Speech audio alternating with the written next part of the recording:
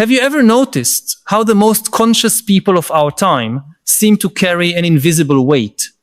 Those individuals who observe the world with greater clarity, who see beyond collective illusions, often experience a peculiar form of suffering that they rarely share with others. It is an intriguing phenomenon, deeply revealing about our contemporary condition. While much of society navigates life absorbed in daily distractions, there is a group of people for whom expanded consciousness has become both a blessing and a curse. They are the ones who perceive broader patterns, who question dominant narratives, who feel the contradictions of our time with unusual intensity, and this sharpened perception comes with a significant emotional cost that is paradoxically usually endured in silence. Why does this happen? Why do those who see more clearly also suffer more quietly? This is a question that touches something essential about the nature of human consciousness and about how we live in this particular historical moment.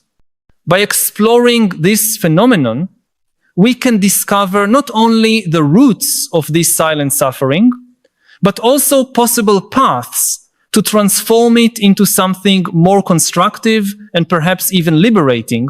The relationship between expanded consciousness and suffering is not new in human history. We can find its echoes over millennia in different cultures and traditions.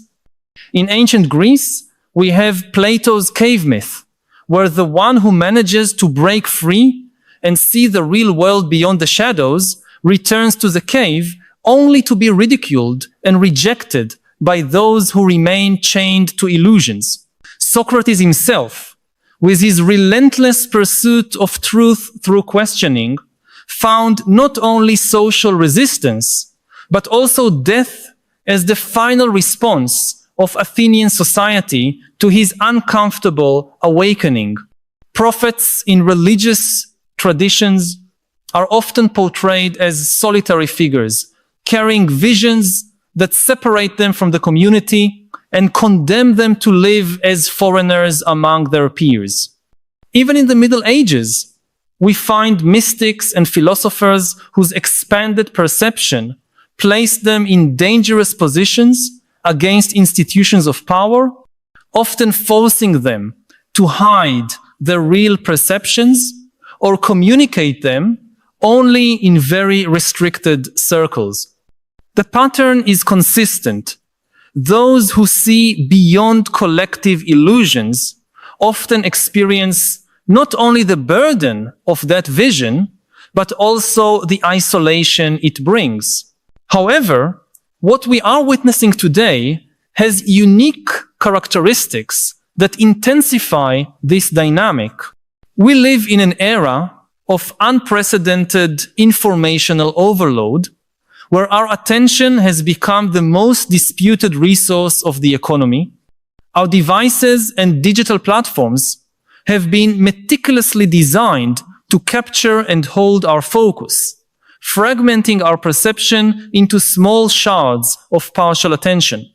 This scenario creates an even deeper division between those who manage to maintain integrated consciousness, perceiving broader patterns of reality, and those who get lost in the constant flow of disconnected stimuli. The most conscious not only see beyond the illusions of their time and culture, as their historical equivalents did, but also must actively resist increasingly sophisticated mechanisms designed to colonize and fragment their attention. This demands a cognitive and emotional effort without historical precedent. At the same time, our society has developed an impressive ability to absorb and neutralize criticism, transforming potentially revolutionary insights into harmless consumer products. The very tools that could promote a collective awakening are quickly incorporated into the system they were meant to challenge. Consider how concepts like mindfulness, originally part of deep spiritual traditions aimed at freeing the mind from illusions, were reduced to corporate productivity techniques and meditation apps that mainly promise stress reduction so we can function better within the same system. The most conscious perceive this cooptation and feel the frustration of seeing tools of liberation turned into new mechanisms of control. This awareness becomes yet another layer of their silent pain. Another crucial aspect is that our contemporary social structures offer few legitimate spaces for the kind of deep questioning that expanded consciousness naturally generates.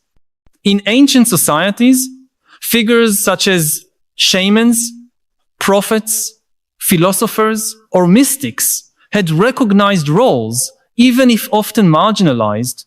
There was an understanding that certain people would function as the extended eyes of society, seeing beyond the immediate horizon.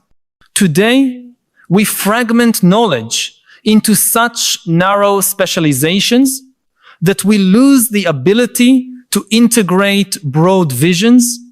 An economist should not speak about psychology. A physicist should not philosophize about ethics. An artist should not theorize about politics. Those with perceptions that cross these artificial boundaries often find no institutional place to express their integrated visions. This lack of social recognition for expanded consciousness contributes significantly to the silence of those who possess it. There is also a particular phenomenon related to digital technology and social networks that intensifies the silent suffering of the most conscious. Digital platforms, with their engagement algorithms, tend to reward emotional extremes and polarized positions.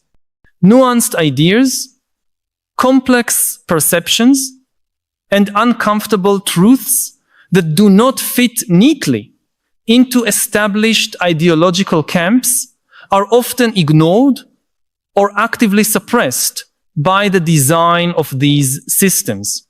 Those who perceive nuances, contradictions, and truths that transcend simplistic dichotomies discover that their voices are systematically marginalized by the very architecture of our main communication platforms.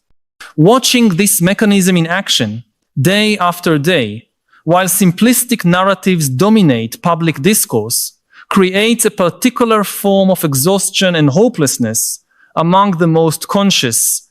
It is like being trapped in a conversation where only the loudest screams are heard, while essential whispers are completely lost.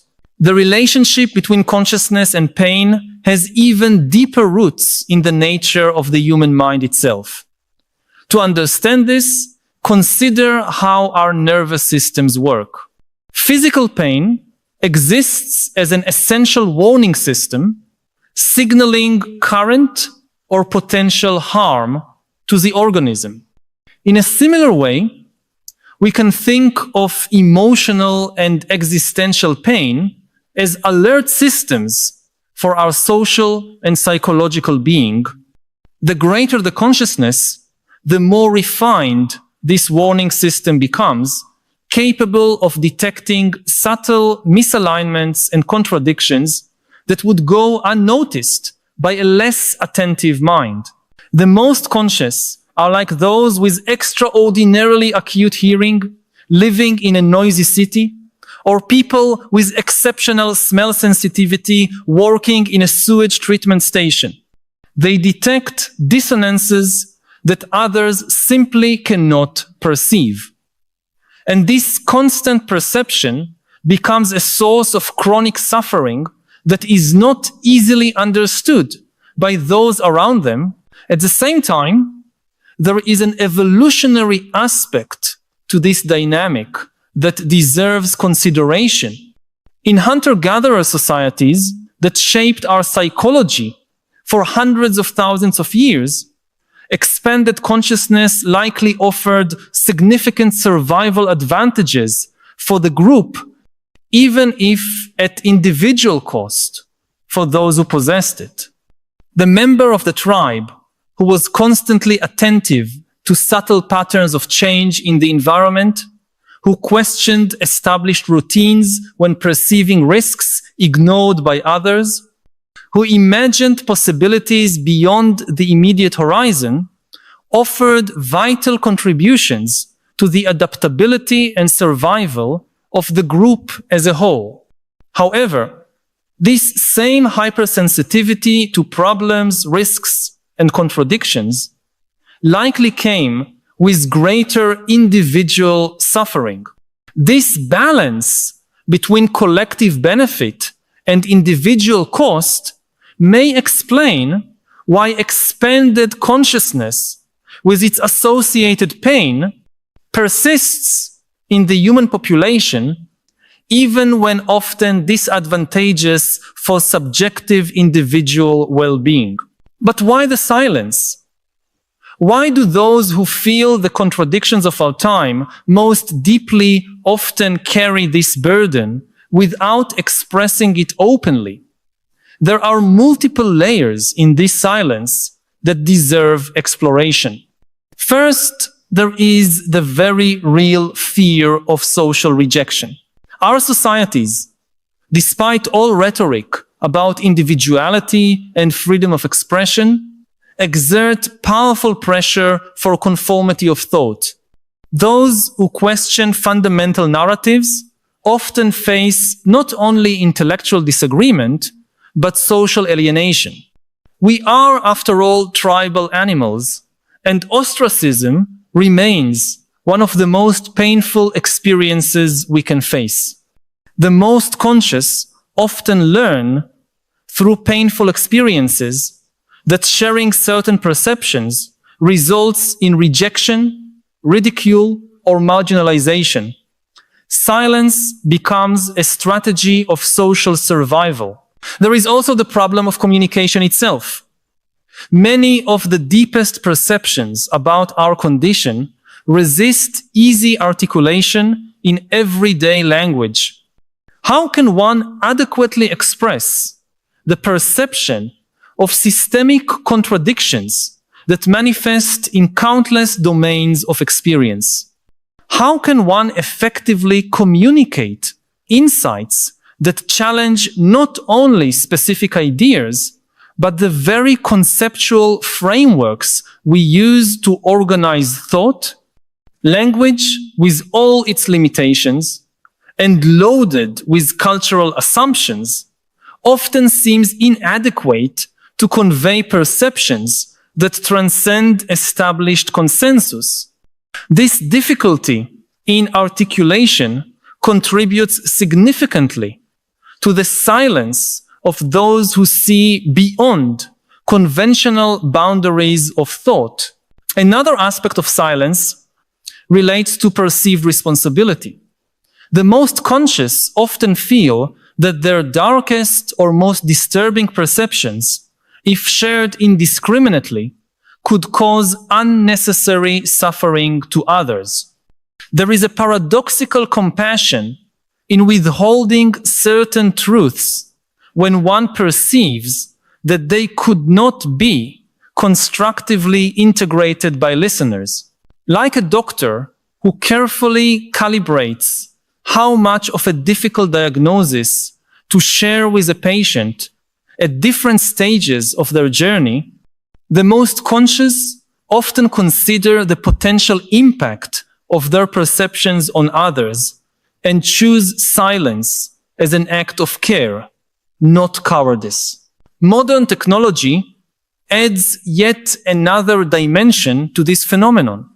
We live in an era of unprecedented surveillance, where our digital communications are constantly monitored, analyzed, and potentially used against us, whether by corporations, governments, or even by socially driven mechanisms amplified by algorithms, those with enough consciousness to perceive the risks of expressing ideas that challenge powerful established interests often choose self-censorship as a measure of self-preservation.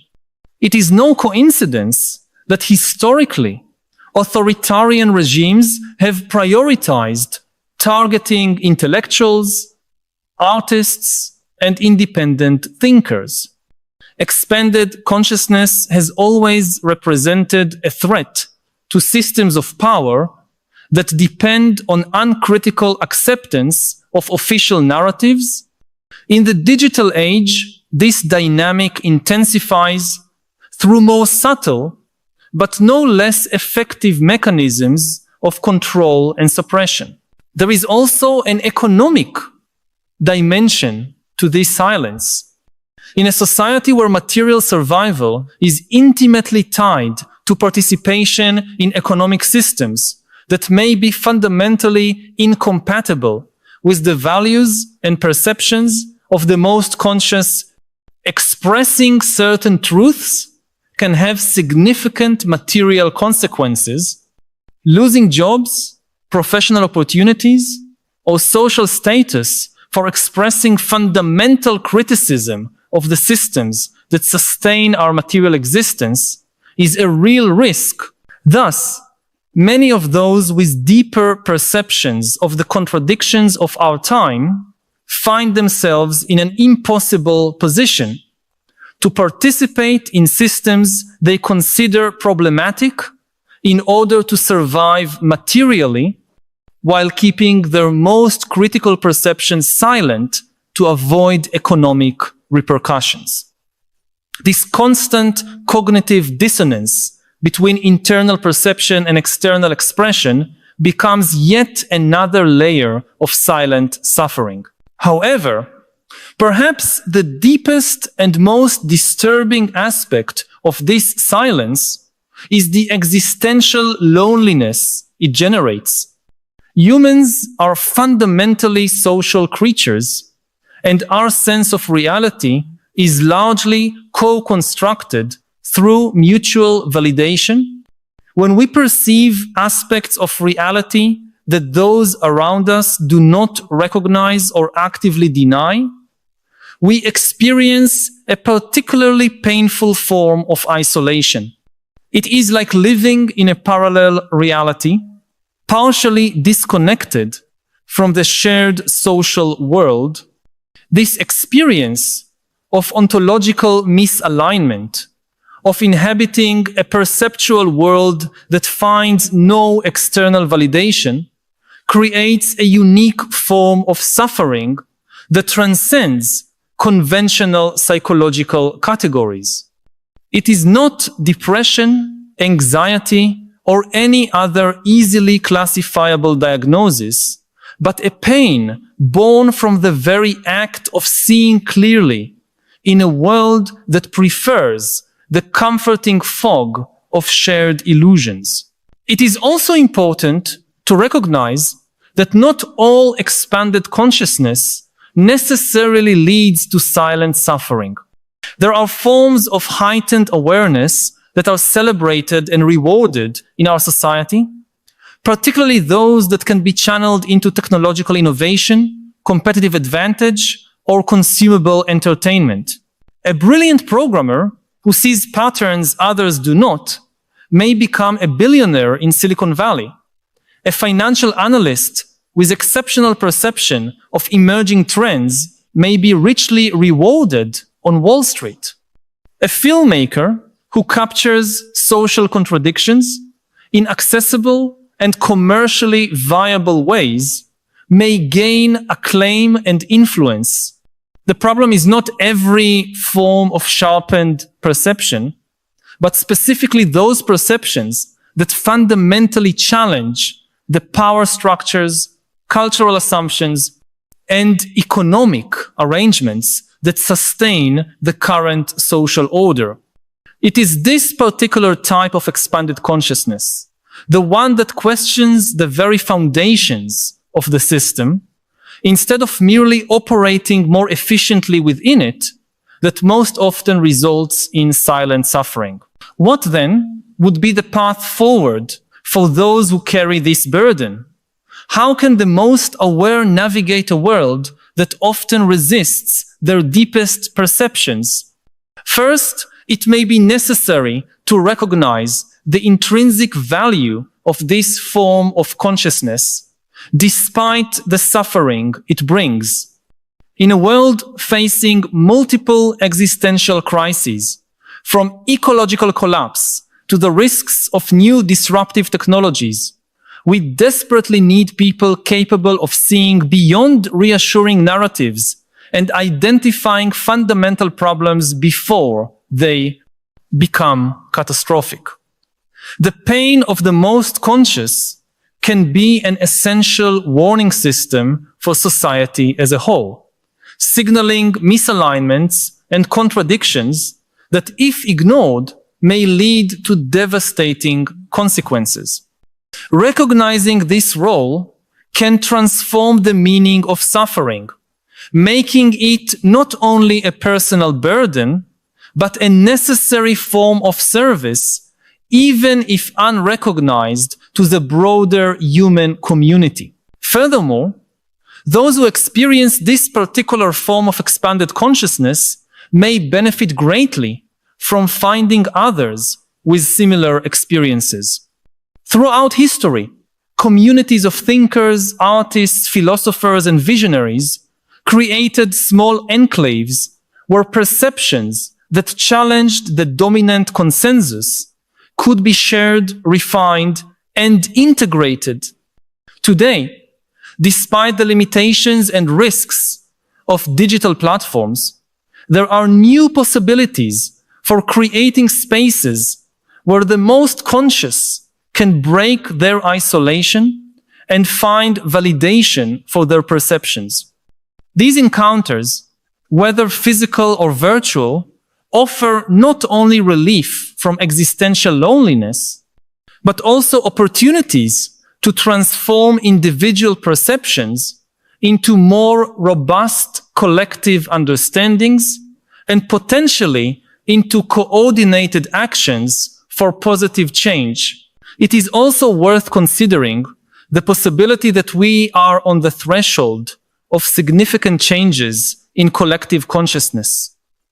Moments of deep crisis often catalyze awakenings that once seemed impossible. As the limits and contradictions of our current systems become increasingly evident through converging crises, perceptions that were once marginalized may find more receptive audiences. Stories of profound social transformation often include periods in which ideas previously considered radical or unthinkable quickly became the new common sense. Those who kept these ideas alive during times of resistance and rejection played an essential role in providing conceptual seeds that could blossom when conditions changed. The silence of the most conscious may then not be a permanent state, but a necessary incubation phase for insights the world is not yet ready to fully receive. It is also important to recognize the potentially transformative role of art, literature, music, and other forms of creative expression in this context. Throughout history, art has served as a vehicle for communicating difficult truths in ways that bypass intellectual resistance and reach people at deeper levels than rational arguments. A powerful novel, a visually striking film, or an emotionally resonant song can convey perceptions that would be rejected if presented as direct propositions. For many of the most conscious, creative expression offers a path to break the silence without incurring the risks associated with more explicit communication. Metaphor, allegory, and aesthetic expression can serve as bridges between perceptual realities allowing difficult truths to be shared in ways that minimize resistance and maximize receptivity. In addition, we may consider the possibility that the suffering associated with expanded consciousness may itself serve as a catalyst for deeper personal growth and spiritual development.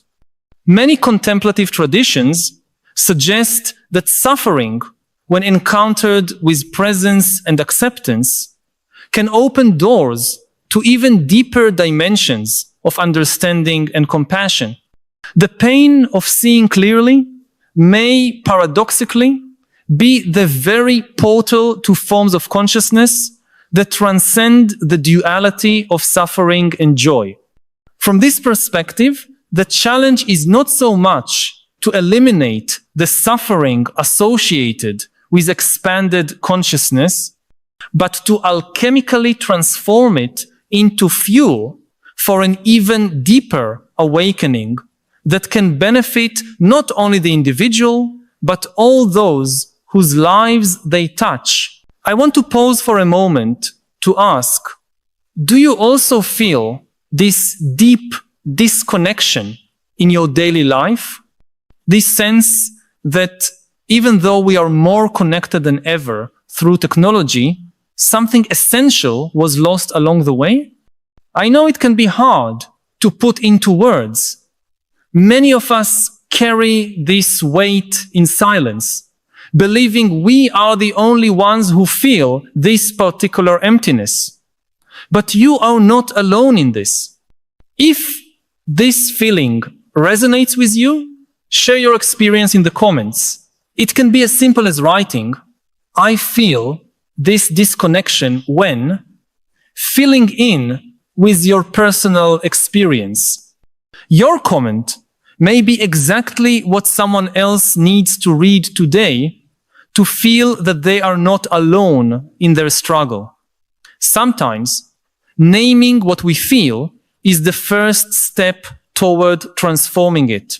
The issue of the silent pain of the most conscious also invites us to re-examine our understanding of mental health on individual and collective levels. In a society that increasingly pathologizes difficult emotional states and seeks pharmacological solutions to silence symptoms rather than address underlying causes, there is a real danger of classifying the pain associated with expanded consciousness simply as a psychological disorder to be treated and eliminated.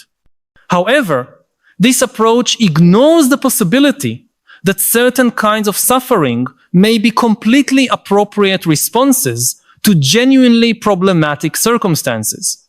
Psychiatrist and Holocaust survivor Viktor Frankl argued convincingly that the search for meaning, not the search for happiness, is the primary motivation in human life. From this perspective, the suffering associated with clear perception of difficult truths may be not a symptom of dysfunction, but an integral part of a life lived with depth and authenticity in challenging times. In addition, there is an important temporal aspect to consider. Frequently, those with more expanded consciousness are essentially living in a perceptual future, detecting emerging patterns and long-term consequences that have not yet fully manifested in the immediate present. This temporal asynchrony creates a particular form of alienation where one lives psychologically in a different time from those around them. Like the biblical prophet Cassandra, cursed with the ability to foresee the future but never be believed, many of the most conscious carry the weight of perceptions that time has not yet validated for others. This position between times, where one perceives current trajectories and their probable destinations, while the majority remains focused only on the present moment, creates a particular loneliness and a sense of responsibility that can be overwhelming. Digital technology, particularly artificial intelligence, adds another fascinating dimension to this discussion. As we develop systems increasingly capable of detecting patterns and correlations in vast datasets, we are essentially creating machines with limited forms of expanded consciousness in specific domains. A deep learning algorithm analyzing climate data may see emerging patterns of environmental change that would escape even the most attentive climatologists. AI systems analyzing social networks may detect emerging cultural trends long before they become evident to human observers. This raises profound questions. Could we use these technologies as extensions of our own collective consciousness, as tools to validate and amplify the perceptions of the most conscious among us? Or, conversely, will these technologies only accentuate the division between different levels of consciousness, creating new forms of knowledge reserved only for those with access and control over these systems? Education represents another critical area for consideration. Our current educational systems, with their focus on standardization, memorization, and preparation for existing job markets, often fail to nurture or even actively suppress forms of expanded consciousness. Children who naturally question, who are sensitive to contradictions, and who are attentive to dimensions of experience beyond the material and measurable, often find little support for developing these qualities. Instead, they are implicitly or explicitly encouraged to narrow their perceptual focus to accommodate institutional expectations, reimagining education as a process that deliberately cultivates multiple forms of consciousness, including those that may generate discomfort by challenging established assumptions, could be essential for developing the perceptual and integrative capacities to our species will need to navigate the complex challenges we face. Perhaps the most hopeful aspect of this exploration is the recognition that despite all the suffering associated with it, expanded consciousness also brings with it extraordinary possibilities for fulfillment, connection, and meaningful contribution. Many of those who carry this burden also experience moments of clarity, beauty, and interconnection that transcend the ordinary. The same sensitivity that detects painful dissonances also allows one to experience sublime harmonies when they are present.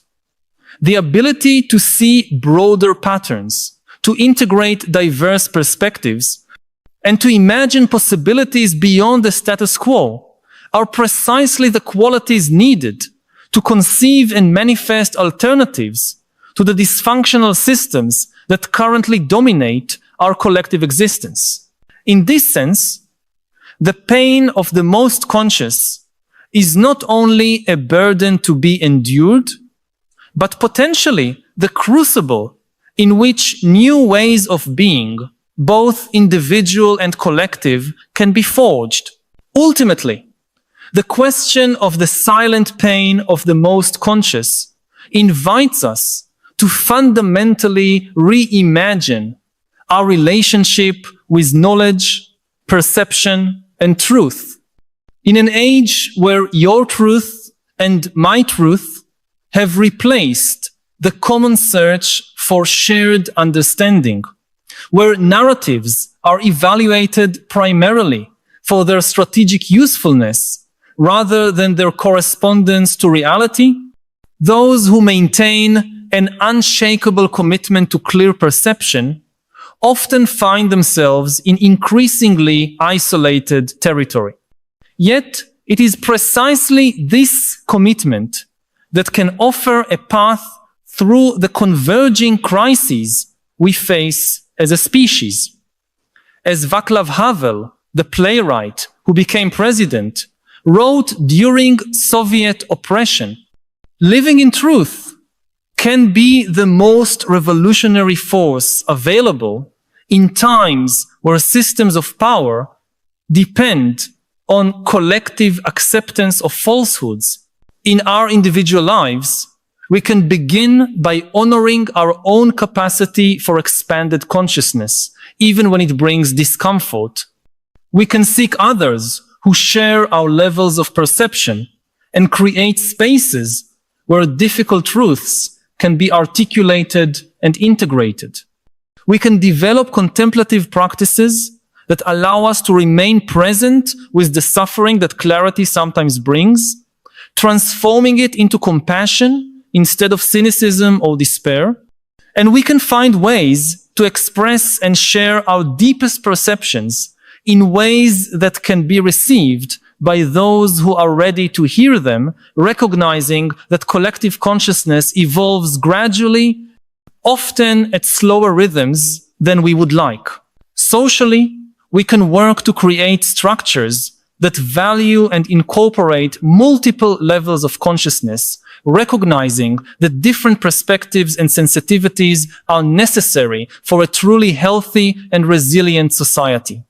We can imagine educational, economic, political, and cultural institutions that not only tolerate, but actively nurture divergent voices and unconventional perceptions.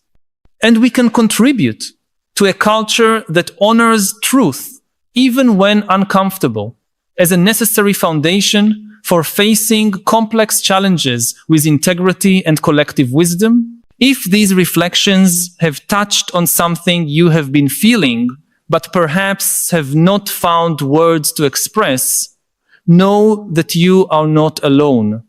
By subscribing to the channel, you will connect with a growing community of people who share your concerns and your desire for a deeper understanding of the philosophical challenges of our time. Each week, we meet here to explore together the great questions that define our era and to seek not only understanding, but also wiser ways of living amid the transformations we are witnessing. This is not just a channel, but a space of dialogue and collective growth.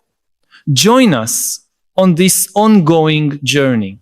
Subscribe so that we can continue this essential conversation about how to live with more wisdom and purpose in a world that often leaves us disoriented and divided.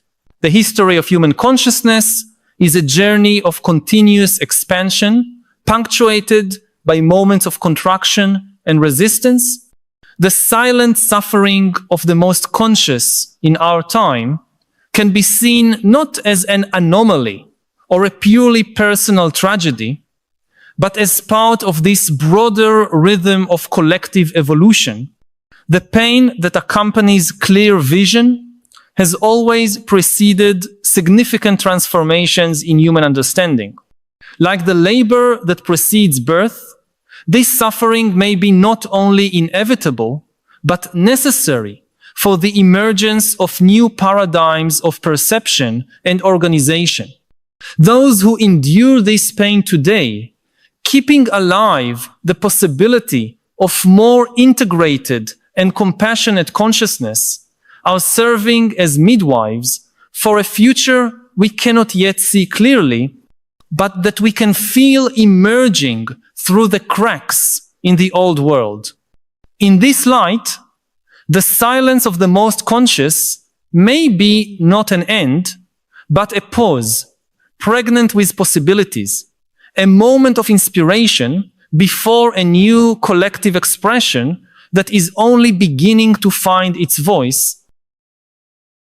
AI should never pretend to be a human being. All this talk about freedom of speech is in many ways misleading because only humans have freedom of speech. But on platforms like X, like TikTok, like many others, the ones who actually control the platforms are AIs. I don't think that companies should censor what humans say on social media. Should be very careful about that. But so many people are saying so many things, and the ones who choose which posts to promote, who magnify the message, they are algorithms, not human beings. There should not be any protection of freedom of speech for the algorithms, because the algorithms don't have freedom of speech. So you're all for banning algorithms and bots? No, not for banning them, but for regulating them. One key regulation is that an AI should never pretend to be a human being. If you're interacting with somebody online, you should be able to know if it's an AI or not. It's okay to interact with AIs, but on condition that it reveals it is an AI. The key issue is that democracy is based on trust, whereas dictatorship is based on terror. If you systematically destroy trust in institutions, destroy trust in the media, in academia, in the courts, and so forth, some people think that this is liberating the people from these institutions. Right. It's not.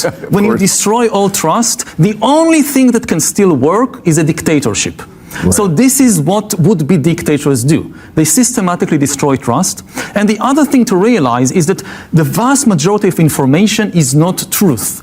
A key misconception, especially in places like Silicon Valley, is to equate information with truth. Most information is junk.